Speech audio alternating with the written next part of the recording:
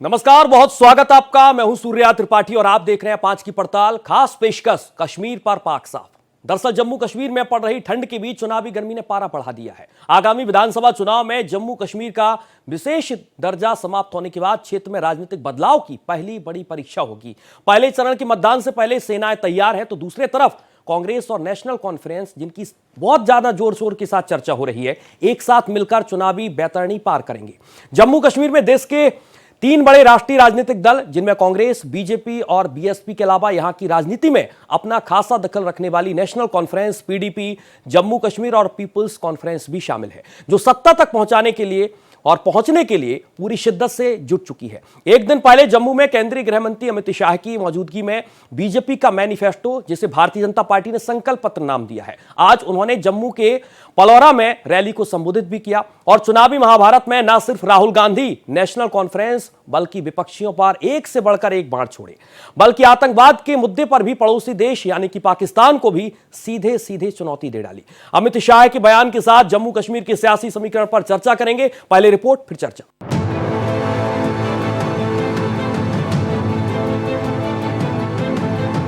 जम्मू कश्मीर में विधानसभा चुनाव की शुरुआत हो चुकी है। पार्टियों ने अपने सियासी तरकश से तीर निकालना भी शुरू कर दिया है। 10 साल बाद और अनुच्छेद 370 की समाप्ति के बाद हो रहे इस चुनाव में पूरे देश की निगाहें टिकी है। देश के गृह मंत्री अमित शाह भी जम्मू कश्मीर के दौरे पर हैं। उन्होंने जम्मू के पलौरा में एक रैली को संबोधित किया और विरोधियों पर जमकर वार किया। उन्होंने कहा कि ये चुनाव महत्वपूर्ण है क्योंकि ये एक ध्वज एक संविधान के तहत हो रहे पहले चुनाव है।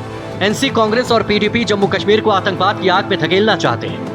जब से देश आजाद हुआ, पहली बार जम्मू कश्मीर का मतदाता 2 झंडे नहीं, एक तिरंगे के नीचे अपना मतदान करेगा। गृह मंत्री अमित शाह ने पड़ोसी देश पाकिस्तान को भी एक बार फिर से साफ साफ चेतावनी देते हुए कहा कि भारत पूरी दुनिया में हमेशा शांति का पक्षधर रहा है। घाटी में भी जब तक पूरी तरह से शांति नहीं पनपती है, तब तक हम पाकिस्तान के साथ किसी तरह की कोई बातचीत नहीं करेंगे। वो कहते हैं हम पाकिस्तान से बात करेंगे। आज मैं कहकर जाता हूं, जब तक शांति नहीं होती, पाकिस्तान से कोई बात नहीं होगी। अमित शाह ने कांग्रेस नेता राहुल गांधी से सवाल किया कि कांग्रेस और एनसी कह रही है कि वो राज्य का दर्जा बहाल करेंगे। क्या आपके पास जम्मू कश्मीर का स्टेटहुड लौटाने का पावर है? ये केवल केंद्र सरकार कर सकती है। पीएम मोदी इसे करने में समर्थ है, इसीलिए जम्मू कश्मीर के लोगों को बेवकूफ बनाना बंद कर दे। राहुल गांधी को जम्मू कश्मीर के लोगों को गुमराह करना बंद कर देना चाहिए। ये राहुल बाबा की नेशनल कॉन्फ्रेंस कहते हैं कि हम जम्मू कश्मीर को स्टेट का स्टेटस वापस देंगे। अब मैं यहाँ अब्दुल्ला साहब और राहुल बाबा को पूछना चाहता हूं कि भैया आप कैसे वापस दोगे, बताओ तो। कौन वापस दे सकता है? ये क्या आप जम्मू कश्मीर की जनता को मूर्ख बना रहे हो भाई? सब में अकल है, वो भारत सरकार ही दे सकती है, मोदी जी ही दे सकते हैं। आपको बता दें कि जम्मू कश्मीर में विधानसभा की 90 सीटें हैं, जिनमें से 47 घाटी में और 43 जम्मू संभाग में है। प्रदेश में 18 सितंबर, 25 सितंबर और 1 अक्टूबर को 3 फेज में चुनाव होने हैं। नतीजे 8 अक्टूबर को आएंगे। Bureau report, Bharat express. तो वादों की भरमार है और कश्मीर पर पाक साफ है। जिस तरीके से एक एक करके सियासी पार्टियां ताल ठोक रही हैं, इसी पर हम खास चर्चा करेंगे। तमाम मेहमान हैं जिनसे आपका तारुफ करवा दें। सारिका सिंह है, प्रवक्ता है कांग्रेस से, इमरान काजी, प्रवक्ता नेशनल कॉन्फ्रेंस, थोड़ी देर बाद हमसे जुड़ेंगे, और प्रिया सेठी, पूर्व मंत्री भारतीय जनता पार्टी जम्मू कश्मीर, ख्वाजा मतीन, वरिष्ठ पत्रकार, पाकिस्तान से हमारे साथ जुड़ चुके हैं। आप सभी लोगों का बहुत स्वागत करूंगा। सभी से पहली बार मैं मुखातिब हो रहा हूं। बहुत स्वागत आपका भारत एक्सप्रेस न्यूज नेटवर्क पर। और सबसे पहले सारिका सिंह जी, एक बहुत महत्वपूर्ण सवाल के साथ मैं आपके पास आना चाहूंगा।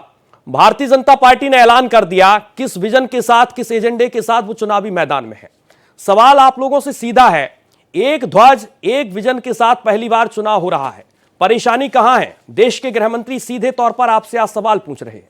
सारिका जी। सबसे पहले तो सूर्या जी, आपको और भारत एक्सप्रेस के सभी दर्शकों को मेरा बहुत सारा नमस्कार जी। और गणेश चतुर्थी की बहुत सारी शुभकामनाएं। आज पूरा देश गणेश चतुर्थी का उत्सव मना रहा है। हम सबको उसका बहुत सारी शुभकामनाएं और मंगल कामनाएं जी। देखिए, जो आज का जो विषय आपने चुना है और जो सवाल मुझसे किया है कि एक झंडे के नीचे एक चुनाव होंगे, तो मैं सबसे पहले तो ये पूछना चाहती हूँ कि नागपुर में कितने सालों बाद में तिरंगा फहराया गया, जरा उसके बारे में भी अमित शाह जी को देश को क्लियर कर देना चाहिए।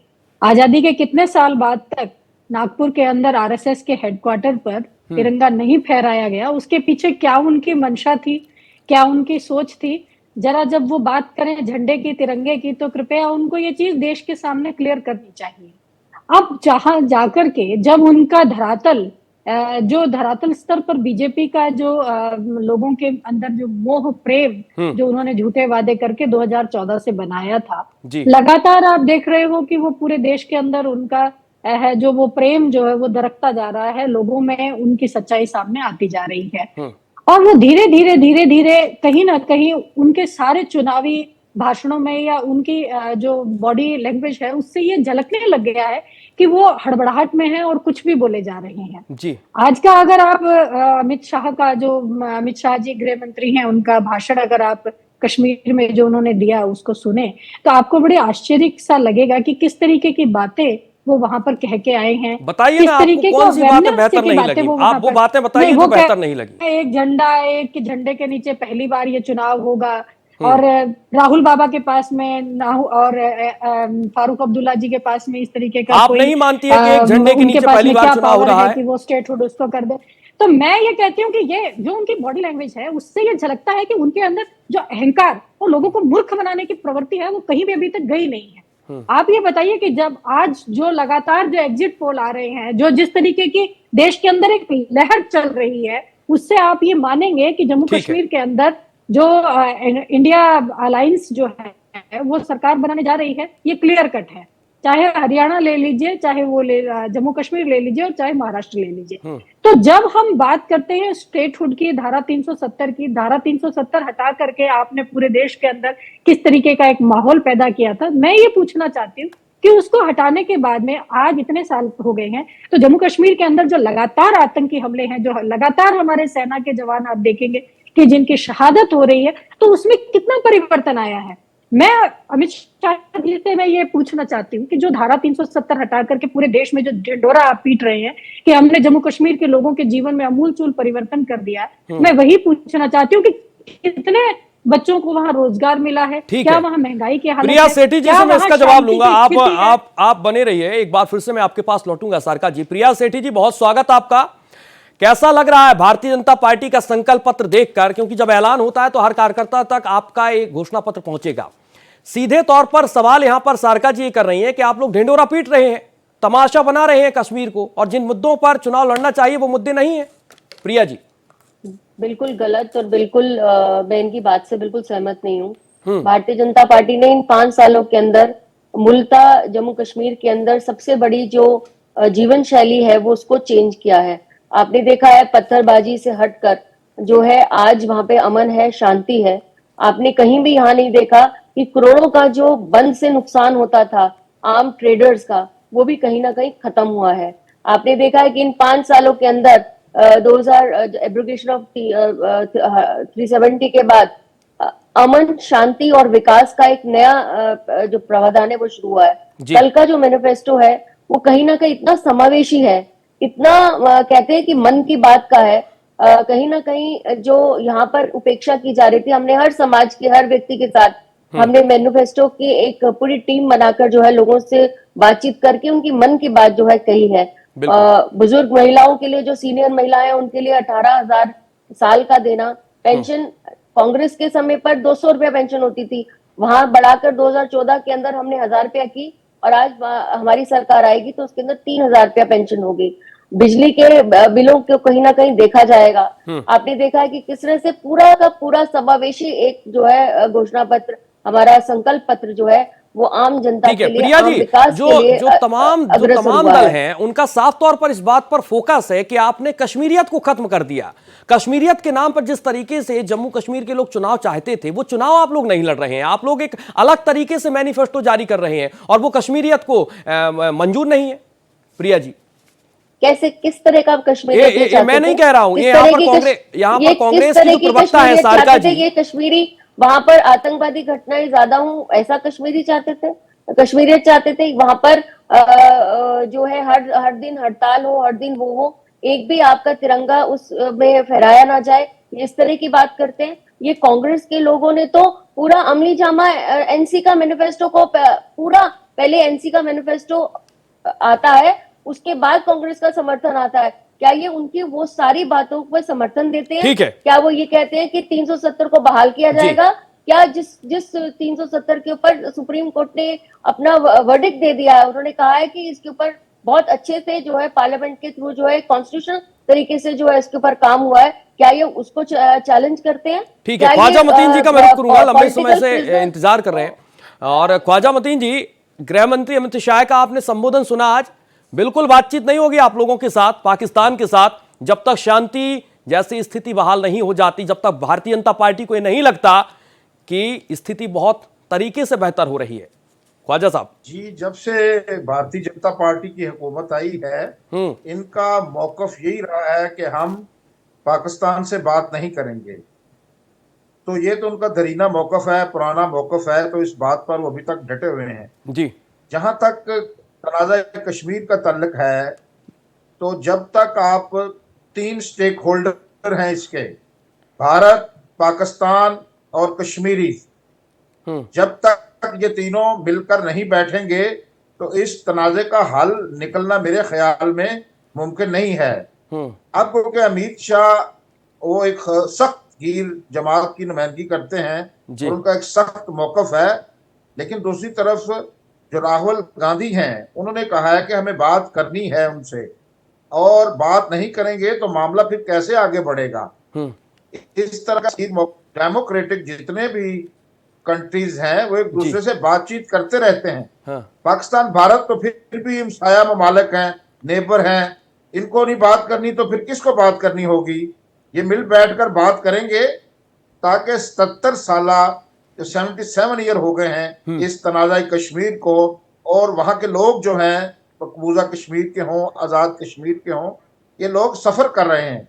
इन्होंने अपना जो मुस्तकबिल का फैसला करना है तो उस यूनाइटेड नेशन की करारदादें भी अपनी जगह भी स्टैंड कर रही हैं कि वो इसका बाद अल पब्लिसिड है, यानी कि आपने राय शुमारी करानी है जो हक़ खुदरादियत का कश्मीरी मुतालबा कर रहे हैं। यही वजह है कि कश्मीरी जो बात कर रहे हैं उनकी बात सुनी नहीं जा रही, और जो भारतीय जनता पार्टी की हुकूमत है, कश्मीर की बात कौन सुनेगा? पाकिस्तान के लोग सुनेंगे क्या? कश्मीर में जो लोग रह रहे हैं, कश्मीर के लोग जो रह रहे हैं वहां पर पाकिस्तान की हुकूमत तो नहीं सुनेगी ना। भारतीय जनता पार्टी यहाँ की पार्टी है, कांग्रेस यहाँ की पार्टी है। मैं तो एज ए जर्नलिस्ट अपना पॉइंट ऑफ व्यू आपके सामने रख रहा हूँ। नहीं तो आपको क्या लगता है कि पाकिस्तान को क्यों शामिल करना चाहिए? आतंकवाद की घटना है सर, ये आज हम बैठे हैं डिबेट कर रहे हैं, डिबेट के बाद निकलते हैं, कल गोलीबारी की घटना सामने आती है, तो पाकिस्तान को शामिल नहीं करना है, देश के गृह मंत्री कह रहे हैं। जी वो कह रहे हैं तो फिर ठीक है, फिर मसला इसी तरह अटका हुआ है ना, गुफ्तगू नहीं करेंगे। तस्वीर पूरी साफ कर दी है ना पार्टी ने, बीजेपी ने तस्वीर साफ कर दी है कि 35 से कभी बहाल नहीं होगा, 370 धारा कभी बहाल नहीं होगी, और इसके साथ पाकिस्तान से तभी वार्ता होगी, तभी एक मंच पर आकर वार्ता करेंगे जब घटनाएं बिल्कुल सामने नहीं आएंगी। इस पर परेशानी कहां है? परेशानी तो भारत की तरफ से है, वो गुफ्तगू के लिए हाथ नहीं बढ़ा रहा सर। सीधे पाकिस्तान तो तैयार है कि वो बातचीत करना चाहती है। अभी देखें फरूक अब्दुल्ला जो हैं वो भी ये बात कर रहे हैं। अभी जो भारत के हमायती कश्मीरी थे, महबूबा मुफ्ती हो गई, अभी आपने उनका बयान सुना होगा, तो अब तो वो भी आप भारतीय जनता पार्टी का साथ देने को तैयार नहीं है। अब कोई भी ऐसा कश्मीरी नहीं मुझे लगता जो सख्त गिर रवैये का हामी हो। सब लोग गुफ्तगू करना चाहते हैं, मसले को हल करना चाहते हैं, तो कांग्रेस का मौकफ है कि हम ठीक है। प्रिया जी, गुफ्तगू होना चाहिए। पाकिस्तान के वरिष्ठ पत्रकार ये कह रहे हैं जब तक गुफ्तगू नहीं होगी तो ऐसे ही मसला बना रहेगा कश्मीर का। आप चुनाव करा लीजिए, चाहे जो करा लीजिए, लेकिन स्थिति नहीं बदलेगी। प्रिया जी, मैं इनसे पूछना चाहती हूँ कि गुफ्तगू तो हमारी सालों से चल रही थी, 70 सालों से इनका गुफ्तगू चल ही रही थी ना, लेकिन कभी आतंकवाद हमारी धरती से खत्म हुआ? कभी इन्होंने ये क्या कहते हैं, यहाँ पर इतना टेररिज्म जो है उसका पूरा प्रमाण आता है कि पाकिस्तान पूरा टेररिज्म को नर्चर करता है। कारगिल का वॉर हो या आपने पुराना अपने इतिहास देखा हो, तो हर बार पाकिस्तान ने जो है अपना एजेंडा जो है वो हमेशा क्लियर एक करके रखा है कि उन्होंने आतंकवाद इस धरती पर रखना ही रखना है।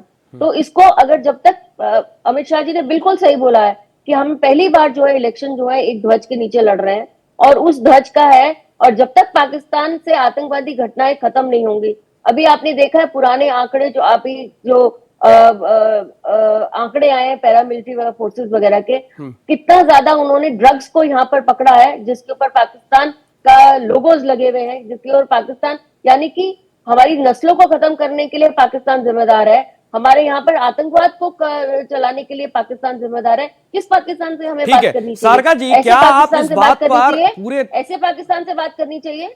प्रिया जी, मैं आऊंगा और इसका जवाब लेता हूं मैं। सारका जी, क्या आप इस बात पर राय रखती हैं कि भारतीय जनता पार्टी की सरकार यानी कि मोदी सरकार, जिस तरीके से अलग अलग राज्यों में उनकी सरकार है, तमाम राज्यों को देखते हुए इसी राज्य का एक चुनाव नहीं है कि किसी राज्य में एक चुनाव भारतीय जनता पार्टी ने इस मैनिफेस्टो के साथ लड़ा हो? आप अलग अलग राज्यों में देखिए, संकल्प पत्र जो भारतीय जनता पार्टी ने जारी किए हैं वहां पर भी भारतीय जनता पार्टी ने सरकार बनाई है। अगर बीजेपी यहां पर पूरे तरीके से चुनाव लड़ रही है तो परेशानी कहां है? महिलाओं के लिए देखिए आप कितना ऐलान किया गया, महीने का, साल का, इसके अलावा तमाम अलग अलग तरीके से हर एंगल को साध कर मैनिफेस्टो बनाया गया। क्या आप लोग ये नहीं चाहते हैं कि बेहतर तरीके से यहां पर एक रणनीति के साथ हर पार्टी उतरे और जिसे आदमी वोट करे उसे एक्सेप्ट करें आप लोग?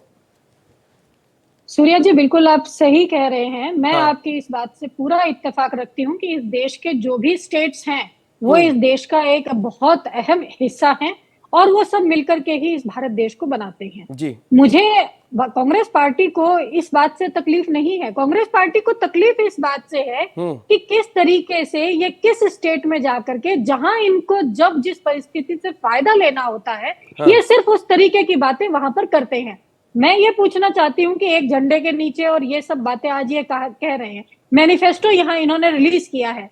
मैं सूर्या जी आपके माध्यम से पूछना चाहती हूँ कि इस देश के सामने 2014 में भी ये एक मैनिफेस्टो और एक संकल्प पत्र लेकर के आए थे। आप और हम जैसे मिडिल क्लास लोग जो इस देश में रहते हैं और सरकार की तरफ बहुत उम्मीद से देखते हैं, क्योंकि हमारी जिंदगियों पर आने वाली सरकारों का बहुत सीधा सा प्रभाव पड़ता है, उनकी योजनाओं का सीधा सा प्रभाव हम एक मिडिल क्लास लोगों के बहुत बड़े तबके के ऊपर ही पड़ता है। तो 2014 में जब आपसे और हमसे इन्होंने वायदा किया था कि 15 लाख रुपए खाते में आ जाएंगे, तो क्या कितने लोगों के खाते में आ गए? चर्चा हो रही है जम्मू कश्मीर में चुनाव, 10 साल बाद चुनाव हो रहे हैं। आप टॉपिक से मत अलग। मैं आपकी ही बात पर आ रही हूँ। जो संकल्प पत्र की बात हम करते हैं, तो अगर देखिए, व्यक्ति अपने भूतकाल से ही तो अपना वर्तमान बनाता है ना। तो जब इनकी कथनी और करनी में ऑलरेडी इतना फर्क है कि ये जहां जो कहते हैं वहां कभी मिलते ही नहीं। सारका जी, ये 370 और 35 के बाद क्या वाकई में कश्मीर की तस्वीर बदली है? सारका जी एक्सेप्ट कर रही हैं इस मंच पर भारत एक्सप्रेस की? देखिए सूर्या जी, मैं आपसे ये कहना चाहती हूँ कि तस्वीर बदली है तो कहां बदली है, जरा हमें दिखे। मुझे ये बताइए कि किसी भी स्टेट की सूरत बदलने का क्या सबसे बड़ा मापदंड है कि वहां के युवा, उनको रोजगार मिला है, वहां की महिलाएं, उनको पढ़ने की आजादी मिली है, वहां के बच्चों को स्वतंत्र आबो हवा में सांस लेने की आजादी मिली है। आज अगर आप देखें 370 हटाने के बाद भी अगर आप कैलकुलेट करेंगे तो हजारों की संख्या में हमारे सैनिक अभी भी शहीद हुए हैं। अभी भी हर तीसरे दिन वहां पर आतंकी हमले हो रहे हैं और वहां पर पीस नहीं है। तो ये किसकी जिम्मेदारी है? ये सेंट्रल गवर्नमेंट की जिम्मेदारी है। जब उनकी वहां हुकूमत है, वो वहां पर नियंत्रण कर रहे हैं, तो इस तरीके की जिम्मेदारी उनकी बन रही है। लेकिन मैं आपसे यही और आज जब वो चुनाव के समय पर वहां पर जाकर के अमित शाह जी जो बड़ी बड़ी बातें कर रहे हैं, तो मेरा आपसे यही कहना है कि जब आपने जो वायदे में जहां जहां पहले से चुनाव हुए हैं उन लोगों से और इस देश के आम चुनाव में जो पूरे देश की जनता से जो वायदे किए थे, बीजेपी के संकल्प पत्र को आपने पढ़ा है क्या? बीजेपी के संकल्प पत्र को आपने पढ़ा? बीजेपी के संकल्प 18,000 रुपए हम महिलाओं को देंगे, तो 15 लाख की तो बात कर लो। पहले 10 साल हो गए, 15 लाख आ गए, 35 रुपए डीजल हो गया, 500 रुपए में सिलेंडर मिल गया, 200 रुपए में बिजली मिल गई, 500 स्मार्ट सिटीज बन गई। तो इतनी लंबी लिस्ट है। आप बताइए, जब आज तक उनसे वो पूरा नहीं हुआ तो ये ऐसा कौन सा चमत्कार J&K में करने वाले हैं कि ये अपना संकल्प पत्र लाएंगे और उसको, इनका मतलब सिर्फ और सिर्फ आतंकवाद की भेंट चढ़े मंदिरों का हम विकास करेंगे। क्या पार्टी इससे, इस संकल्प पत्र में जिस तरीके की घोषणा की गई है, जो आतंकवाद की भेंट चढ़े मंदिर हैं उनका विकास होगा, क्या कांग्रेस इससे इत्तेफाक रखती है? जी आपकी बात को मैं सुन नहीं पाई, कृपया। आतंकवाद की भेंट चढ़े मंदिरों का एक बार फिर से विकास करेगी भारतीय जनता पार्टी अगर वहां पर सरकार में आ जाती है? संकल्प पत्र में वादा किया है बहुत महत्वपूर्ण। इन्होंने राम मंदिर भी बनाया है। आज इतने सालों से जिस राम मंदिर को लेकर के, उस मैनिफेस्टो को लेकर के और 370 को लेकर के ये सरकार में आए थे, राम मंदिर बना है ना, अधूरे राम मंदिर का इन्होंने किस तरीके से उद्घाटन किया। और आपको और मुझे, सब पूरे देश के लोगों को पता है कि किस तरीके से वहां के जो हमारे देवी देवताओं की मूर्तियां हैं उनको वहां के कॉरिडोर बनाने में कैसे उनका अपमान किया गया है, अधूरे मंदिर की क्या वहां की परिस्थितियां हैं। और भी उज्जैन के अंदर इन्होंने कॉरिडोर बनाया है, आप वहां देखिए कि किस तरीके से इन्होंने अनऑर्गेनाइज्ड तरीके से काम करना, और फिर सिर्फ एक पॉलिटिकल एजेंडे को पूरा करने के लिए आप जब कोई एक संकल्प लेते हैं सूर्या जी, तो वो संकल्प पूरा कभी नहीं हो सकता है। राम मंदिर को इन्होंने बिल्कुल हड़बड़ाहट में लोकसभा के चुनाव से जस्ट पहले बिना बने पूरे बने हुए एक मंदिर को, जो हिंदू रीति रिवाज में, जिसको हमारे शंकराचार्य जी, जितने हमारे जो हिंदू 70 साल तक आपकी हुकूमत रही कश्मीर में, 70 साल तक आप अपनी 5 नीतियां बताइए, बहुत बेहतर 5 नीतियां बताइए जिसमें कश्मीर के लोग बहुत खुश हों, तारीफ आपकी करते हो कि नहीं कांग्रेस की सरकार हमें चाहिए। 5 नीतियां आप बताइए आज भारत एक्सप्रेस के मंच पर। मैं आपसे ये कहना चाहूंगी कि देखिए, कांग्रेस की सरकार जेएनके में नहीं बनना, इसमें किसी तरीके की कोई संशय है ही नहीं। मैडम ऐतिहासिक चुनाव हो रहा है, आप समझिए 370 और 35 से 10 साल बाद चुनाव हो रहा है, उसके बाद इस प्रदेश की तस्वीर और तकदीर बहुत अलग होने वाली है। अब आप कहेंगे मैं भारतीय जनता पार्टी का प्रवक्ता हूं, लेकिन 10 साल बाद चुनाव, 370-35 के बाद किसी भी पार्टी को मैंडेट मिलता है तो वहां की आवाज होगी वो। मैं आपसे यही कहना चाहती हूं कि जम्मू कश्मीर के अंदर जो आज की तारीख में जो सबसे जरूरी चीज है वो है वहां के युवाओं को रोजगार मिलना चाहिए, उनको मुख्य धारा के अंदर जुड़ने के लिए अवसर मिलने चाहिए, ताकि वो अपनी जो पुरानी आतंकवाद की जो विचारधारा और उस बात को लेकर के जो वो आगे बढ़ रहे थे उनसे वो प्रोडक्टिविटी पे आए। जिस तरीके से पर्यटन वहां का हमारे पिछले इतने लंबे समय में प्रभावित हुआ है, जम्मू कश्मीर के अंदर पर्यटन के मतलब अनगिनत असंख्य वहां पर महिलाओं को रोजगार देना, महिलाओं को मुख्य धारा से जोड़ना, यही तो भारतीय जनता पार्टी का संकल्प है। और मैंने इसीलिए आपसे सवाल भी किया कि क्या आपने बीजेपी के संकल्प पत्र को पढ़ा है, क्या आपने बीजेपी के संकल्प पत्र को सुना है? अंदर काम किया जाना चाहिए। हाँ, तो ये सारी बहुत सारी चीजें हैं जिनमें वहां पर काम हो, और उस प्रदेश का जो बहुत सुंदर प्रदेश, इस देश का धरती का स्वर्ग जिसको कहा जाता है, उसका विकास हो, वहां के लोग सुकून अमन चैन से वहां के जी सके और इस देश की मुख्य धारा में जुड़ करके अपने आप जम्मू आप कश्मीर कब से नहीं गई सारिका जी, कब से कश्मीर नहीं पहुंची आप? देखिए, कश्मीर गए मुझे कुछ वक्त हुआ है। कितना वक्त हो गया बताइए? पिछले 5-6 साल में मैं नहीं गई। 5-6 साल बाद आप जाइए कश्मीर। मैं कश्मीर होकर आया हूं, लाल चौक की तस्वीर आप देखिए वहां पर, और उसके बाद आपके दिमाग में जो बातचीत चल रही है, लाल चौक में पहले का लाल चौक आप देखिएगा, वहां पर 10 मिनट तस्वीर आप पूरे माइंड में घुमाइए और वहां पर पहुंचिए और उस तस्वीर को देखिए कि कितना खूबसूरत वो लाल चौक हो गया है। जिस लाल चौक में 2 मिनट के लिए अगर गाड़ी हम और आप खड़ी कर दें तो वहां पर गाड़ी हटा दी जाती थी, लेकिन अब गाड़ी को देखा जाता है कि आखिरकार कौन वहां पर खड़ा है, लाल चौक का क्या वो दीदार कर रहा है? उस लाल चौक का आप दीदार करके आइए, मेरा एक पर्सनल रिक्वेस्ट है आपसे सारिका जी।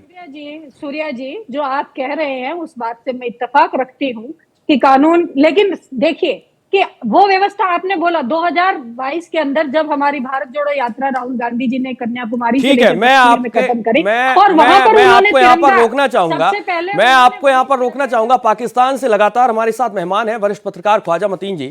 ख्वाजा जी, वही मेरा सवाल आपसे भी है, तस्वीर तो बदली है कश्मीर की, आप ये मानते हैं कि नहीं मानते? एक खूबसूरत कश्मीर बनाया है, और जिस बात का जिक्र यहाँ पर खुद अमित शाह कर रहे हैं, मैं नहीं कर रहा हूं जी। कश्मीर की जो बात कर रहे हैं, ये तो फैसला जब इंतखाबात होंगे, इलेक्शन होंगे तो पता चल जाएगा। वो लोग अपनी राय देते हैं, कितने लोग उसमें हिस्सा लेते हैं, कितने लोग बाइकाट करते हैं, ये तो वहां के रहने वालों ने फैसला करना है।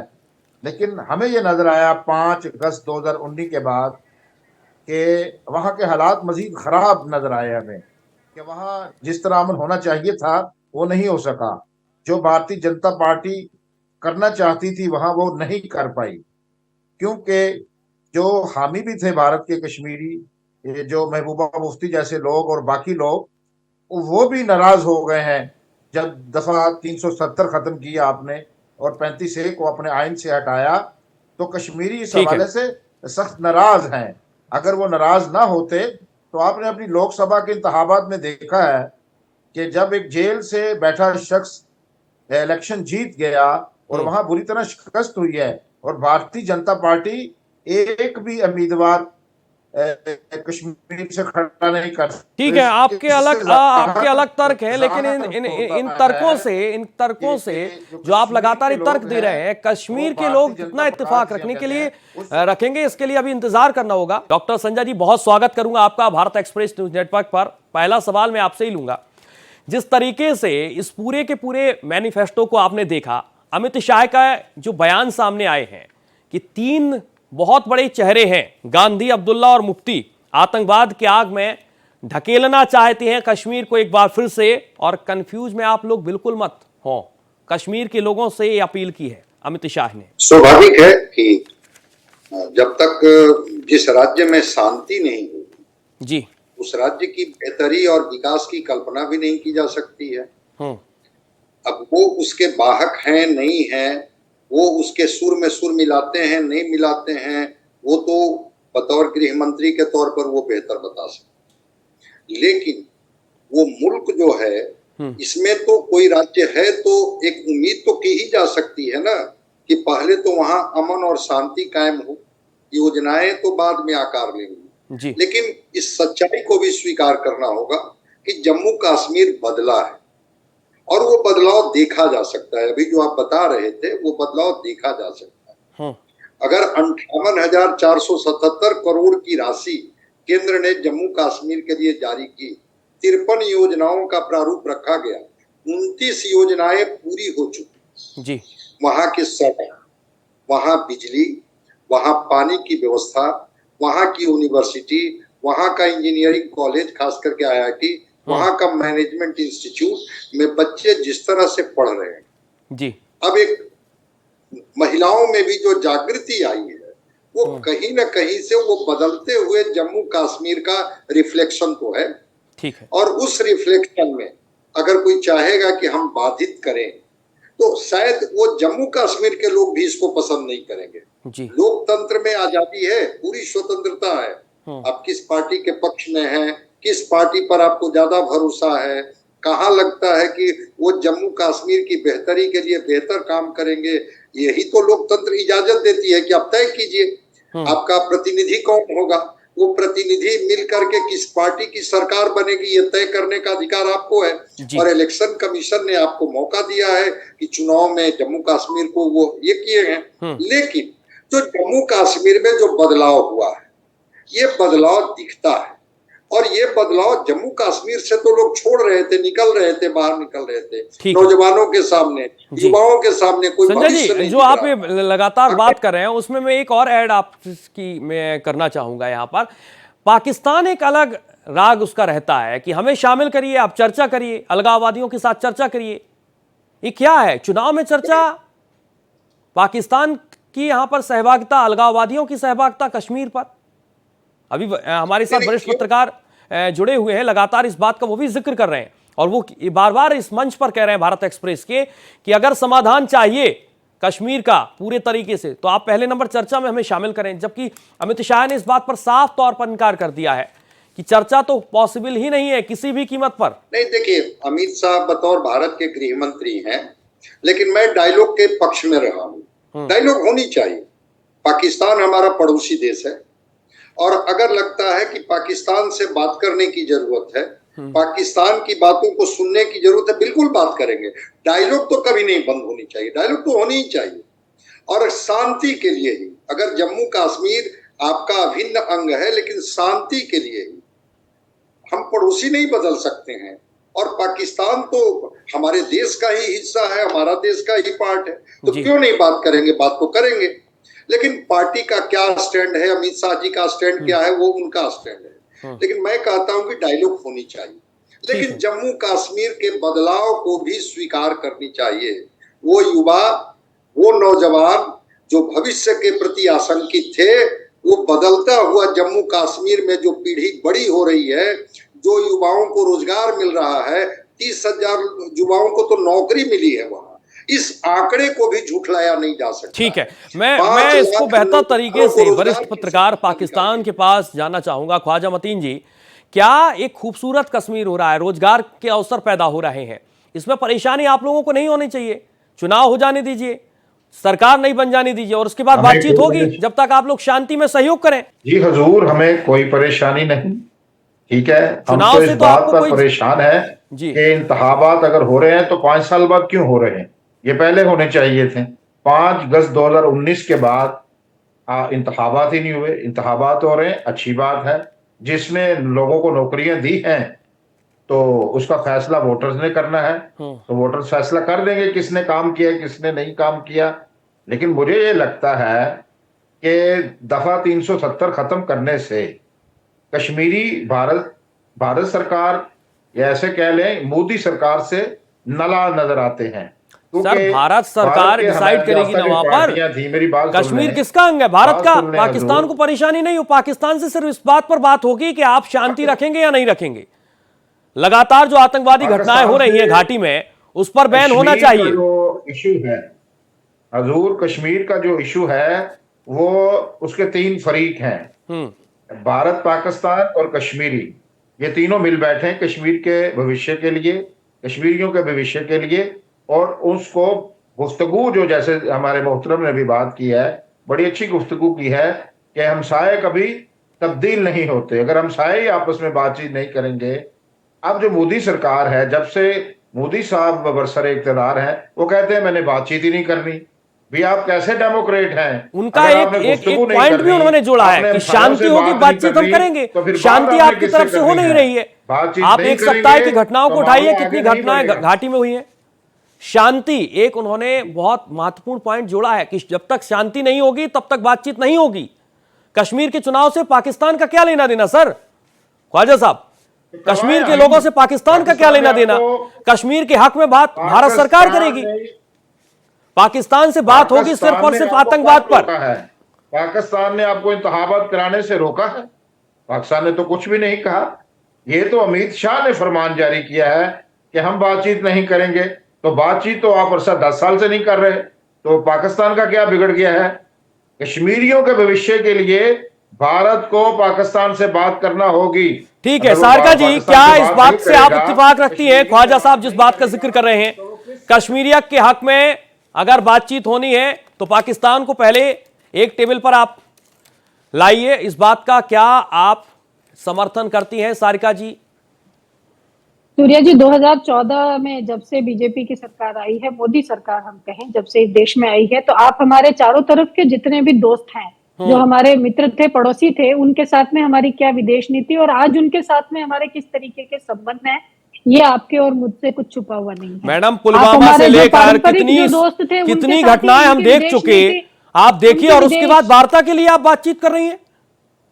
मैं आपसे ये कह रही हूँ कि जो विदेश नीति इन्होंने अपनाई हुई है, जिस तरीके से ये अपने दोस्तों को, जो हमारे, मैं सिर्फ पाकिस्तान की बात कर रहा हूँ, दूसरे तमाम देशों की बात नहीं है। पाकिस्तान से कर रहे हैं। मैडम सारिका जी, पाकिस्तान से अगर बातचीत होगी तो क्या सारिका जी, क्या कांग्रेस पार्टी इसका समर्थन करती है? मुझे इतना बताइए आप। कांग्रेस पार्टी इस देश में अमन, भाईचारा और सौहार्द चाहती है, और कोई भी ऐसी परिस्थिति जो इस देश के अंदर अमन, भाईचारा, सौहार्द, प्रेम में इजाफा करती है, ऐसा कोई भी कदम, फिर तो अमित शाह के आपके बयान से बयान मिल गए, बहुत बधाई आपको। कांग्रेस पार्टी उठाने से कभी इनकार नहीं करती। वो आगे बढ़ करके ऐसे सभी जो स्टेप्स हैं उनका स्वागत करती है। फिर तो देश के गृह मंत्री अमित शाह की बयान से बयान आपके मिल रहे हैं, बहुत बेहतर है। ये तो अगर पक्ष और विपक्ष एक साथ आ रहा है कश्मीर के तमाम मुद्दों के साथ, तो ये तो बहुत बेहतर है। ये इसी बात का तो जिक्र कर रहे हैं, गृह मंत्री अमित शाह जी ने इसी बात का जिक्र किया है कि अमन और शांति आप लाइए, उसके बाद हम चर्चा करेंगे। तो मतलब साफ है, जब आपकी कथनी और करनी में और आपकी नीयत में फर्क होता है, तो जो चीजें आप कहते हैं वो चीजें धरातल पर वैसी नहीं होती है। अगर आज आप देखेंगे कि जिस तरीके से ये पिछले 10 साल से इस देश को एक कंपनी के जैसे चला रहे हैं, जहां लोगों की आवाजों को किसी तरीके का कोई महत्व दिया नहीं जाता था, ये तो 2024 के बाद में राहुल गांधी जी के जो नेता प्रतिपक्ष बनने के बाद में, जब इनका 400 से ये 230 पर आकर अटक गए हैं, तब इनकी जो वेशभूषा है, 3 शब्द है, अमन, शांति और चैन। बीजेपी भी यही कह रही है। का चाहे ले लीजिए, सारिका जी, बात अग्निवीर के ऊपर भी, सारिका जी, भारतीय जनता पार्टी का संकल्प पत्र अमित शाह ने जिस तरीके से लोगों को बताया है, अमन, शांति और चैन, ये 3 शब्द अमित शाह जी के हैं, यही 3 शब्द आपके हैं और इन्हीं के साथ चर्चा संभव हो जाए पाकिस्तान के साथ, ये तो बहुत बेहतर है। सूर्या जी, अमन, चैन और शांति इस देश की जनता बहुत अच्छे से जानती है कि कौन लोग सिर्फ शब्दों पर ध्यान दे रहे हैं और कौन लोग इन शब्दों को जीते हैं। आज हमारे नेता राहुल गांधी जी ने कन्याकुमारी से लेकर कश्मीर तक सिर्फ और सिर्फ इस देश में अमन, चैन और भाईचारा फैलाने के लिए। संजय जी, अमन, चैन और शांति की कश्मीर में परिभाषा क्या है? 2 मिनट दीजिए। दूसरी बात, क्या इस देश का एक राज्य मणिपुर नहीं है जो पिछले इतने लंबे समय से जल रहा है? जो लोग अमन और चैन की मैडम, हम बात करते कश्मीर हैं, पर बात तो कर वो रहे हैं। यहाँ पर कश्मीर 10 साल बाद देखिए, चुनाव हो रहा है, डेली देखिए, घटनाएं सूर्या सामने जी, आती हैं, डेली सूर्या जवान जी, हमारे शहीद होते हैं। सूर्या जी, आप जिस मणिपुर की समय बात कर रही हैं। जिस समय मणिपुर में चुनाव हुआ था, ये वहां गए थे और वहां भी इन्होंने अमन, चैन और भाईचारे की बात की थी। तो फिर ये क्यों नहीं गए जब मणिपुर जल रहा था? मैं यही बात कह रही हूं कि लोगों को भ्रमित करना, ठीक है, इसे मैं बेहतर तरीके से समझूंगा। डॉक्टर संजय कुमार मेरे साथ लगातार जुड़े हैं। संजय जी, अमन, चैन और शांति की परिभाषा क्या पॉलिटिकल पार्टियों के लिए बहुत अलग अलग है? क्या कांग्रेस यहां पर अलग तरीके से अमन, चैन और शांति को समझा रही है और इसके अलावा पाकिस्तान अमन, चैन, शांति की बात इस तरीके से कर रहा है कि आप हमें इन्वॉल्व करिए? संजय जी, देखिए, पॉलिटिकल पार्टियां क्या सोचती हैं, पाकिस्तान क्या सोचता है, अमन, चैन और शांति चाहिए किनको? कश्मीरियों को, जम्मू कश्मीर के लोगों को। तो जम्मू कश्मीर के लोगों को अमन, चैन और शांति में जो भी बाधक है जी, जहां से भी चीजें आती हैं, जिसके प्रमाण एक बार नहीं कई बार प्रमाण दिए गए हैं कि आप हमारे अमन, चैन, शांति में बाधक मत बनिए। ये आतंकवादी जो जिन्होंने कन्फेस किया है जी, जो बताया है कि हम कहां से संचालित होते हैं और कैसे आते हैं, फिर उस स्थिति में तो एक सवाल खड़ा होता है। और मैं कहूंगा कि पार्टियां आपकी अलग हो सकती है, विचारधारा आपकी अलग हो सकते हैं, लेकिन खास करके जम्मू कश्मीर के लोगों के अमन, चैन और शांति के लिए वहां पर आप एक होइए। ठीक है, आपके सवाल मणिपुर पर भी हों, देश के दूसरे इलाके के लिए भी सवाल हों, बिल्कुल आपको सवाल करने का हक है और सत्ता और सरकार से एक बार नहीं हजारों बार सवाल पूछने का अधिकार। लेकिन फिर बटिए मत। जम्मू और कश्मीर अगर आपका अभिन्न अंग है जी, और वहां अमन और चैन और शांति के लिए आपके स्टैंड अगर अलग अलग हो जाते हैं तो फिर तो इसको मैं नहीं मानूंगा। और कोई तीसरा आदमी जो आतंकवादी भेज करके आपको अगर कहीं अस्थिर करने की कोशिश कर रहा है, वहां पर मैं कहूंगा कि ये तो कन्फेशन में उन्होंने एक बार क्या कई बार स्वीकार किया है। तो अमन, चैन और शांति की बात करना और अमन, चैन और शांति के लिए एक साथ देना, दोनों दो चीजें हो। मैं कह रहा हूं कि आप अगर जम्मू कश्मीर के लोगों का भला चाहते हैं तो अमन, चैन और शांति क्या मिलती है क्या? वो जो वहां की घाटी में प्रिया सेठी जी एक बार फिर से हमारे साथ जुड़ चुकी हैं। प्रिया जी, अमन, चैन और शांति का यहाँ पर कांग्रेस भी समर्थन कर रही है। सारका जी ने इस मंच पर कहा है और इस डिबेट शो में कहा है कि अमन, चैन और शांति का पार्टी समर्थन करती है।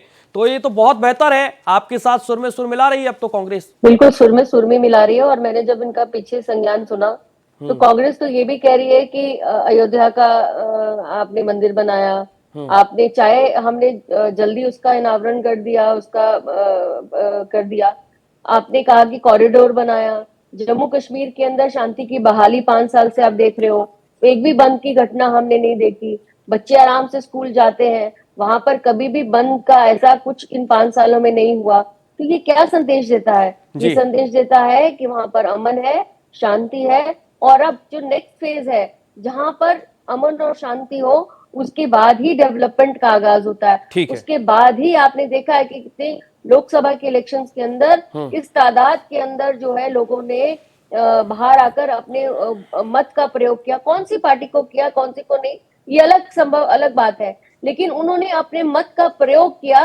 ये सबसे बड़ी जीत जो है भारतीय जनता पार्टी की इन 5 सालों के बाद रही कि लोग खुलकर आए। भय और खौफ के जो काले साए नजर आते थे पुराने सरकारों के अंदर, आज वो बिल्कुल खत्म हुआ। 6% या 7% पे आप पार्लियामेंट में आप MP बन जाते थे, आप 6% या 7% वोटिंग पर आप एक मेंबर ऑफ असेंबली बन जाते थे। आज जो है वो खत्म हुआ है। आज आप देखिएगा आने वाले समय के अंदर जब फर्स्ट फेज का इलेक्शन होगा तो आप देखिएगा किस तरह से जो है डेमोक्रेटिक राइट को कम से कम अपने अपने कॉन्स्टिट्यूशन राइट को जो है हर एक शहरी जो है उसको उपयोग करेगा और बहुत तादाद के अंदर जो है इलेक्शंस के अंदर भागीदारी लेगा। ये सबसे बड़ी जीत जो है भारतीय जनता पार्टी। ठीक है, मैं इसका जवाब लूंगा। सारिका जी, अमित शाह के बयान को अगर आपने सुना है, अगर हम सरकार में आएंगे तो आतंकवाद के लिए श्वेत पत्र जारी करेंगे, इस बात से आप क्या यहाँ पर इत्तेफाक रखती हैं सारिका जी? सूर्या जी, मैं तो अमित शाह जी की बहुत सारी, मैंने आपसे यही कहा कि जो जिसकी नीयत में, मैं आतंकवाद की बात कर रहा हूं, मेरी बात सुनिए। जब मैं बुलेटिन करता हूं सुबह, तो हर 2 से 4 दिन में आतंकवाद की घटना को मैं पढ़ता हूं। वहां पर यह भी पढ़ता हूं कि मेरा एक जवान शहीद हो गया आज। क्या आप आतंकवाद क्या जिस तरीके से जिक्र यहां पर अमित शाह ने किया है उससे आप इत्तेफाक रखती हैं? श्वेत पत्र वो जारी करेंगे अगर सत्ता में आते हैं, इतना बताइए आप मुझे। सूर्या जी, मैं आपसे ये कहना चाहती हूँ और भारत एक्सप्रेस के इस प्लेटफॉर्म से ये कहना चाहती हूँ कि कांग्रेस पार्टी हमेशा से इस देश में और खासकर जम्मू कश्मीर के अंदर अमन और चैन के पक्षधर रही है। मैं आतंकवाद की बात कर रहा हूँ मैडम। अमन चैन कब होगा? जब आतंकवाद की घटनाएं नहीं होंगी। आज पिछले 5 साल में मेरी बात आप सुनिए, मैं आतंकवाद का जिक्र यहाँ पर कर रहा हूँ। उन्होंने साफ शब्दों में कहा है, आपके मैनिफेस्टो में जो आएगा मैं उसे बताऊंगा। उन्होंने कहा है कि आतंकवाद पर हमारी तस्वीर साफ है, श्वेत पत्र जारी करेंगे।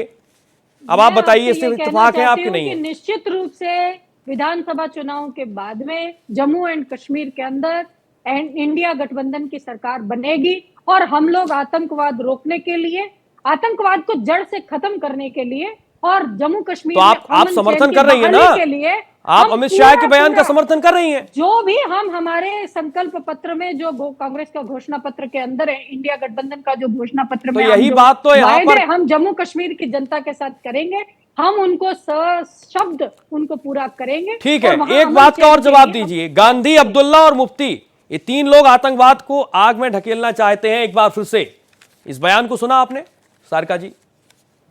देखिए, इस तरीके के बयानबाजी करना ही इनकी फितरत है। इस तरीके की बयानबाजी करना इनकी फितरत है।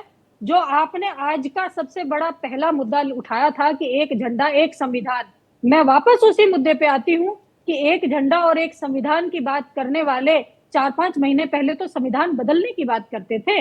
आज चुनाव है वापस जम्मू कश्मीर में, तो ये एक झंडा और एक संविधान की बात करते हैं। ये कभी भी किसी ने संविधान बदलने की बात नहीं की है। किसी भी मंच से भारतीय जनता पार्टी ने कभी भी संविधान बदलने की बात नहीं की है। एक एक करके प्लीज। हम संविधान बदल देंगे। आज ये झंडों की बात, एक तिरंगे की बात कर रहे हैं, जिन्होंने आरएसएस का झंडा आज तक नागपुर के अंदर 125 साल बाद में, कितने इन्होंने जब से आरएसएस बना और आजादी के कितने 70 सालों बाद में इन्होंने वहां पर झंडा नहीं फहराया, वो एक झंडे की बात करते हैं। तो जो जिनकी कथनी और करनी में सूर्या जी इतना फर्क है, उनकी बातों का भरोसा करना कौन कर सकता है? मैं तो मूर्ख शब्द भी इस्तेमाल नहीं कर सकती कि ऐसे लोग ही इनकी बातों का भरोसा कर सकते। और रही बात चुनाव परिणाम आने दीजिए, बीजेपी का कहीं जम्मू कश्मीर के अंदर आपको अता पता भी मिले तो हम दोबारा इस प्लेटफॉर्म पर बात करेंगे। ठीक है संजय जी, आतंकवाद पर सभी पार्टियां आतंकवाद पर अगर एक साथ एक मंच पर आकर बातचीत करें तो शायद जो जम्मू कश्मीर की तस्वीर अभी बदली है उससे 4 गुना बेहतर तस्वीर हो जाएगी। संजय जी? नहीं, बिल्कुल बिल्कुल, मैं तो कह रहा हूं कि आतंकवाद किसी भी मुल्क के लिए, किसी भी राज्य के लिए एक कूड़ की तरह है और बिल्कुल इसको जड़ से समाप्त कर देना चाहिए और पार्टियों के सुर मिलने चाहिए। इसलिए नहीं कि आपकी पार्टी चुनाव में बेहतर परिणाम देगी या खराब परिणाम देगी, इसलिए कि अगर आप उस राज्य का भला चाहते हैं, उस राज्य का भविष्य भला चाहते हैं, उस राज्य के युवा, वहां के बच्चियां, वहां की महिलाओं का भला चाहते हैं, तो आपके सुर मिलने चाहिए। आप अपने मैनिफेस्टो में दीजिए। सारिका जी तो कह रही हैं कि हाँ, जब हमारा भी मैनिफेस्टो आएगा तो हम चाहेंगे, हमारे मैनिफेस्टो में भी इस बात की चर्चा होगी कि आतंकवाद को हम जड़ से समाप्त कर देंगे। अगर ये सुर मिलते हैं तब शायद जम्मू कश्मीर के लोगों को भरोसा होगा। पार्टियां अलग है, विचारधारा अलग है, लोकतंत्र में कौन जीत करके आएंगे कौन हारेंगे अलग पार्ट है, लेकिन इस मुद्दे पर तो सबकी राय, सबकी भाषा और सबकी बात एक तरह से मिल रही है। तो आतंकवाद पर बिल्कुल एक होनी चाहिए, एक राय होनी चाहिए। आतंकवाद पर भी जब एक राय नहीं होगी फिर किस चीज पर होगी? इसलिए मैं तो कहूंगा कि मजबूती के साथ पार्टी और पार्टी के विचारधारा में न बट करके आतंकवाद पर तो मजबूत स्वर से एक होनी चाहिए। इसका बयान उनका बयान नहीं, सबका बयान होना चाहिए कि केसर के क्यारियों में जो बारूद भर रहे हैं, जब उनके खिलाफ इनकी आवाज बुलंद नहीं होगी तो किसके खिलाफ होगी? इसका मतलब है कि आप सत्ता के लोलुप हैं, सत्ता आप चाहते हैं, पहले आतंकवाद पर तो आपकी राय बन जाए। ठीक है तो ख्वाजा साहब, आतंकवाद पर एक राय है, आपने सुना। सारका सिंह कह रही है हमारा मैनिफेस्टो आएगा, साफ तौर पर सीधे शब्दों में एक ही बात होगी, आतंकवाद पर लगाम। उसके बाद ही चर्चा है, उसके बाद चर्चा करेंगे आपके साथ। अब दिक्कत क्या है, परेशानी कहां है? कश्मीर तो खूबसूरत कश्मीर भारत सरकार बना लेगी, चाहे कांग्रेस की सरकार आ जाए, भारतीय जनता पार्टी की सरकार आ जाए, कश्मीर तो हमारा है, सारका जी कह रही हैं। और यहां पर भारतीय जनता पार्टी की जो गेस्ट हैं प्रिया सेठी जी, उनका भी ये कहना है कि हमने तस्वीर बदली है, हम तस्वीर बदल लेंगे, बात आपसे सिर्फ आतंकवाद पर होगी और एक मंच पर होगी, बीजेपी कांग्रेस साथ करेगी। ये बयान आतंकवाद पर बात कर लेते हैं। अभी आपकी जो देवी जी हैं भारतीय जनता पार्टी की, उन्होंने इरशाद फरमाया है कि भारत में कश्मीर में तो अमन हो गया है, कोई वाकया नहीं हुआ। और आप सुबह हर रोज खबरनामा पढ़ते हैं और सुबह 2-3 घटनाएं बयान करते हैं। पहले आपस में इत्तेफाक कर लीजिए कि अमन है, या आप गलत खबरें पढ़ते हैं सुबह 2 तो इसीलिए तो आपसे बातचीत नहीं होना है, इसी बात का जिक्र हो रहा है, इसीलिए आपसे बातचीत नहीं होना है जो मैं खबर पढ़ता हूं। आप तो सुनिए, उन्होंने तो अमन करार दे दिया, आप रोज खबरनामे में 2-3 लोगों की शहीद होने की खबरें देते हैं। अब आ जाते हैं कि ये वाकयात क्यों होते हैं, ये जो जिसे आप आतंकवाद कहते हैं, जो कश्मीरी है उनसे पूछ लीजिए कि ये क्यों, ये वाकयात यहाँ क्यों होते हैं। वो तो कहते हैं ये तहरीके आजादी कश्मीर की हम जंग लड़ रहे हैं, जिसका इख्तियार हमें यूनाइटेड नेशन ने दिया है कि हमें आजादी दीजिए, राय शुमारी करवाइए, हक खुदरादियत का हक दीजिए, सेल्फ डिटर्मिनेशन का हक दीजिए, तो ये वाकयात बंद हो जाएंगे। अब इसमें कश्मीरियों को भी शरीक कर लीजिए कि आप ये वाकयात क्यों करते हैं भाई, क्या मसला है आपको। वो कहते हैं सर आप पहले की घटनाएं देखिए, आज की घटनाएं देखिए, कश्मीर में कब हिंसा हुई सर? कश्मीर के लोग थोड़ी हिंसा करते हैं, आप ऐसी बात कर रहे हैं इस मंच पर। वो इन इंतखाबात को नहीं मानेंगी, वो कहेंगे, उनका कहना ये है हर इंतखाब में होता है। कश्मीर की घाटियों के अलावा भारत में और जगह क्यों आतंकवादी हमले नहीं होते? आप इतना बताइए मुझे। सुनिए ख्वाजा साहब, ख्वाजा मतीन जी, आप एक बात बताइए, कश्मीर घाटी के अलावा और दूसरे राज्यों में आतंकी घटनाएं क्यों नहीं होती? ये तो कश्मीरियों से पूछिए ना। अरे आप क्या बात कर रहे हैं सर? ख्वाजा साहब आप ऐसी बातें कर रहे हैं। भारत और पाकिस्तान के बीच की कड़ी है जम्मू कश्मीर, आजादी की जंग लड़ रहे हैं, उनको आप आतंकवाद बना देते हैं। आपका मसला ये है कि आप किसी की भावनाओं को समझते नहीं। पाकिस्तान के लोग आते हैं, पाकिस्तान से आतंकवादी घुसपैठिए करते हैं, लगातार आतंकवाद की घटनाओं को अंजाम देते हैं, और आप कह रहे हैं कि कश्मीर में आतंक की घटनाएं होती हैं, कश्मीर के लोग आतंकवाद हैं। इस इल्जाम पे हजूर गुफ्तगू कर लेते हैं कि आपका फरमाना यह है कि ये पाकिस्तान के लोग उनकी पुष्ट पर। ठीक है सारका जी, क्या कश्मीर के लोग आतंकवादी हैं? सीधे तौर पर ही तो पाकिस्तान यहां पर अलग तरीके से आरोप लगा रहा है। ख्वाजा मतीन साहब वरिष्ठ पत्रकार होने के बावजूद भी, एक जर्नलिस्ट होने के बावजूद भी इस तरीके के आरोप लगा रहे हैं। कश्मीर के लोग क्या आतंकवादी हैं? सूर्या जी, ये बहुत ही एक गैर जिम्मेदाराना बात कह रहे हैं, जिससे मैं बिल्कुल इत्तेफाक नहीं रखती हूँ। कश्मीर के लोग वैसे ही हैं जैसे मैं इस देश का एक बहुत जिम्मेदार नागरिक हूँ। कश्मीर के लोग हमारे भाई हैं, वो इस देश के एक जिम्मेदार नागरिक हैं, वो इस देश की मुख्य धारा में बह करके, इस देश की मुख्य धारा से जुड़ करके इस देश के विकास में अपनी भागीदारी चाहते हैं। जरूरत इस बात की है कि उनको सही दिशा दी जाए, उनके लिए अवसर पैदा किए जाएं, और उनको जिस परेशानी में वो पिछले कुछ समय से हैं, उन परेशानियों से उनको बाहर निकाला जाए और उनकी आवाज को सुना। ख्वाजा मतीन साहब, ना तो भारत के लोग आपके बयान से इत्तेफाक रखते हैं, ना मैं आपके बयान से इत्तेफाक रखता हूं। कश्मीर के लोग बिल्कुल भी नहीं है आतंकवादी है। आप आज मेरी बात को नोट कर लीजिए, सुनिए आप, और एक बयान, अजीबोगरीब बयान आप दे रहे हैं इस मंच पर। मेरा तज्जिया है ये जो मैं कर रहा हूं। आप जो घुसपैठ की बात कर रहे हैं, क्या कुलभूषण बलूचिस्तान से नहीं पकड़ा गया था? क्या वहां क्या लेने गया था भारतीय जासूस? अगर इस तरह की इल्जाम तराशियों पर आपने बात करनी है सर, मुंबई हमले का मास्टरमाइंड कहां से पैदा होता है? मुंबई में कितने बार हमले होते हैं, कहां से मास्टरमाइंड आते हैं? क्या बात आप कर रहे हैं? बहुत शुक्रिया, मैं आपसे, यहां पर समय की मेरे पास बहुत कमी है ख्वाजा साहब, बहुत शुक्रिया आपका। सारका जी बहुत शुक्रिया आपका। संजय जी, एक आपसे आखिरी सवाल, जिस तरीके का एक बड़ा आरोप लगाया है यहां पर ख्वाजा साहब ने, कितना इत्तेफाक है? कश्मीर के लोगों को आतंकवादी आप कह रहे हैं, एक वरिष्ठ पत्रकार होने के बाद भी, बहुत जल्दी से। मैं तो बड़ा आश्चर्यजनक रूप से इस बयान को देख रहा हूं। कश्मीर के लोग कश्मीरियों का खून क्यों बहाएंगे? अगर उनको लड़ाई ही लड़नी है तो अब सत्ता से लड़नी है, सरकार से लड़नी है, अपने लोगों का, अपने देश के फौजियों का खून क्यों बहाएंगे? और मैं तो शुरू में बड़ी स्पष्टता से कहा कि जो कन्फेशन है आतंकवादियों का, वो कन्फेशन जो है वो पब्लिक डोमेन में है ना, वो विश्व के पटल पर है ना, जो उन्होंने कन्फेस किया है कि कौन सा ग्रुप हमें भेजा था, हमें क्या प्रलोभन दिया गया था और हमने आकर के कैसे निर्दोष लोगों का खून बहाया है। अब इसके बाद भी, सच्चाई को स्वीकार करने के बाद भी कोई अगर मुख मोड़ ले कि वो तो आजादी की लड़ाई लड़ने वाले लोग हैं जिनको आतंकवादी कहा जा रहा है। आतंकवादी कभी आजादी का लड़ाई नहीं लड़ सकता है, फ्रीडम फाइटर नहीं हो सकता है। आतंकवादी केवल आतंकवादी होता है। बहुत महत्वपूर्ण आपने बात की है संजय जी, मेरे पास समय की कमी है, मैं आपको माफी के साथ रोकना चाहूंगा। बहुत शुक्रिया आपका। संजय कुमार हमारे साथ जुड़े, राजनीतिक विश्लेषक, पूर्व मंत्री भारतीय जनता पार्टी जम्मू कश्मीर से प्रिया सेठी, आपका भी बहुत शुक्रिया।